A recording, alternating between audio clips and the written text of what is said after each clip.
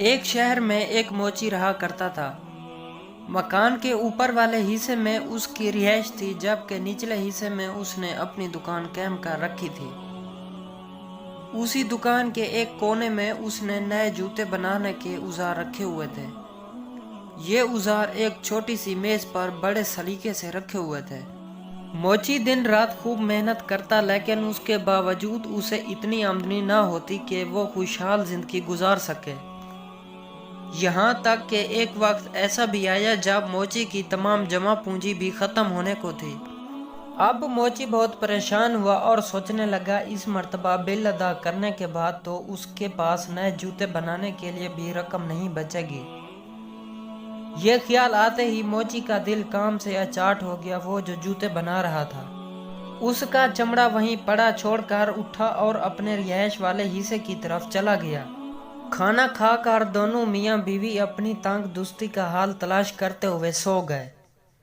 دوسرے روز صبح موچی ناشتے سے فارغ ہو کر اپنی دکان میں پہنچا تو وہ بہت پریشان ہوا، کیونکہ کل جو چمڑا اس نے جوتوں کے لیے کاٹ کر چھوڑا تھا اس کے جوتے تیار تھے، اور یہ جوتے اتنے خوبصورت تھے کہ موچی نے کبھی اتنے عمدہ جوتے نہ بنائے تھے۔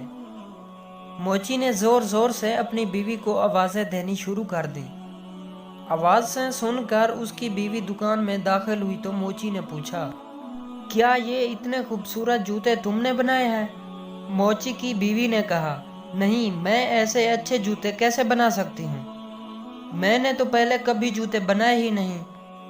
موچی نے جوتے اٹھا کر دکان کے دروازے کے ساتھ بنے ہوئے شوکیس میں اس طرح رکھ دیے کہ دکان کے باہر سے ہر شخص کی نظر ان پر پڑتی تھی۔ کچھ ہی دیر گزری تھی کہ ایک آدمی نے آ کر جوتے خریدنے کی خواہش ظاہر کی۔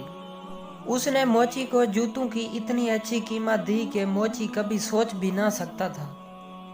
اب موچی نے اس رقم سے گھر کے لیے راشن خریدا اور مزید جوتوں کے لیے چمڑا بھی لیا۔ خریداری سے فارغ ہو کر موچی واپس آیا تو شام ہونے کو تھی۔ موچی کی بیوی کھانا بنانے کی تیاری کرنے لگی، جبکہ موچی چمڑا لے کر دکان والے حصے میں آ گیا۔ موچی نے 2 جوڑے جوتوں کے لیے چمڑا کاٹا۔ وہ ابھی انہیں سینے کے بارے میں سوچ رہا تھا کہ اس کی بیوی نے آواز دے کر کہا، کھانا تیار ہے، آ کر کھا لو، باقی کام صبح کر لینا۔ یہ سن کر موچی نے کاٹا ہوا چمڑا اپنے کام کرنے والی میز پر چھوڑا اور رہائشی حصے کی طرف آ گیا۔ دوسرے روز صبح جب موچی دکان میں آیا تو وہ ایک مرتبہ پھر حیران ہوئے بغیر نہ رہ سکا، کیونکہ رات کو موچی نے جو چمڑا کاٹ کر رکھا تھا اس کے آج پھر بہت عمدہ جوتے تیار تھے۔ موچی نے ایک مرتبہ پھر اپنی بیوی کو بلا کر جوتوں کے بارے میں پوچھا، لیکن اس نے اس مرتبہ بھی اپنی لا علمی کا اظہار کیا۔ موچی نے جوتے اٹھا کر شوکیس میں رکھ دیے۔ تھوڑی دیر بعد جوتے بک گئے۔ اب تو یہ روزانہ کا معمول بن گیا کہ موچی چمڑا کاٹ کر دکان میں رکھتا اور صبح اسے جوتے تیار ملتے۔ اور دلچسپ بات یہ ہے کہ اپنی خوبصورتی کی وجہ سے کچھ ہی دیر بعد وہ جوتے فروخت ہو جاتے۔ موچی اور اس کی بیوی اب کافی خوشحال زندگی گزار رہے تھے۔ ایک دن موچی کی بیوی نے کہا، ہمیں معلوم تو کرنا چاہیے کہ رات کو کون ہمارے لیے جوتے بنا کر جاتا ہے۔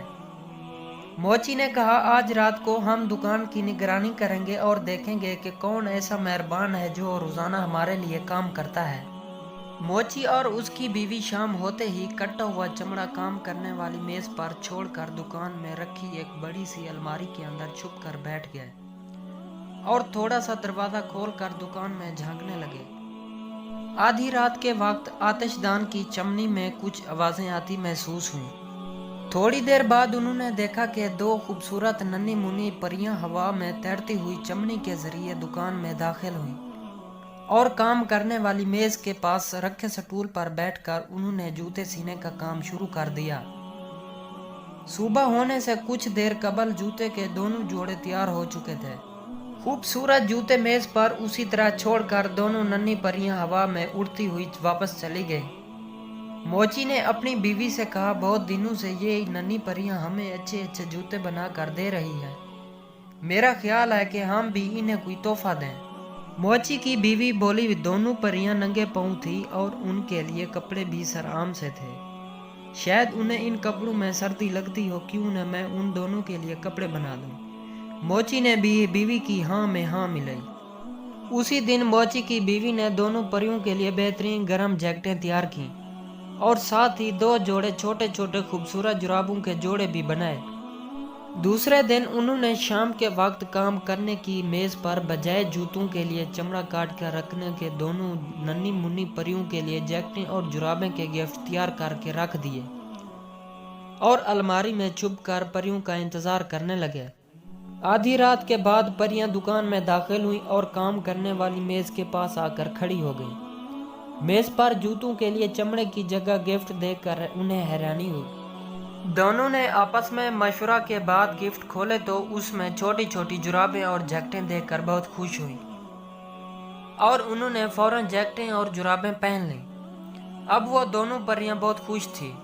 خوشی سے دونوں پریاں جھومتی رہیں اور پھر ہوا میں تیرتی ہوئی چمنی کے راستے دکان سے باہر نکل گئی۔ اس کے بعد وہ کبھی دکان میں کام کرنے نہ آئیں۔ موچی نے جوتے بنانے کا کام جاری رکھا جو کہ عمدہ اور خوبصورت ہوتے تھے اور وہ پورے علاقے میں بہت امیر اور مشہور ہو گیا، لیکن کوئی بھی اپنے جوتوں کا ننھی پریوں کے بنائے ہوئے نرم نازک جوتوں سے موازنہ نہ کر سکا۔ دوستو، اس طرح کی مزید اردو کہانی والی ویڈیوز دیکھنے کے لیے ہمارے YouTube چینل کو سبسکرائب ضرور کریں تاکہ آپ کو اس طرح کی اردو کہانی والی ویڈیوز فوری ملتی رہیں۔